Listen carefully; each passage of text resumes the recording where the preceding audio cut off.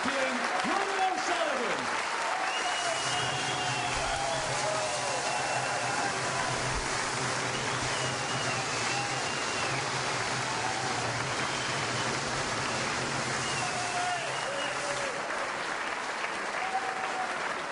So Ronnie joins the likes of John Higgins and Ray Reardon, Steve Davis and Stephen Hendry as a four-time world champion in the modern era.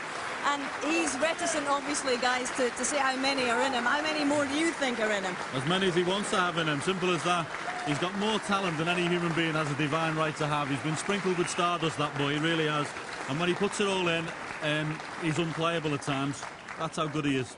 Sum up his Crucible campaign this time, compared with the other three. I think very controlled amongst the genius that he produced on the table, and at times unplayable.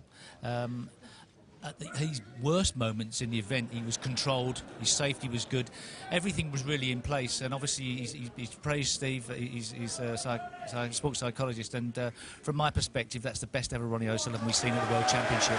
Now, Ali Carter is joining Jimmy White and Matthew Stevens with an unwanted tag at the moment as the only guys to have featured in multiple finals and not one yet.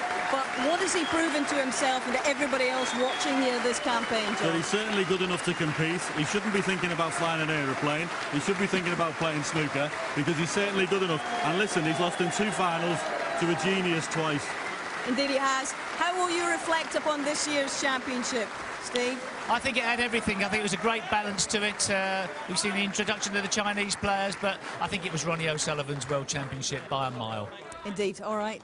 Well, gentlemen, it's been terrific to share these last 17 days with you. I think it's time we all took the long rest. Ronnie's going to take a long rest for a good few months, I would imagine.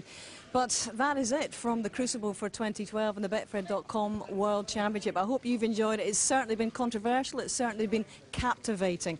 But at the end of it all, the rocket has landed for a 4th time. Mission accomplished. Bye-bye.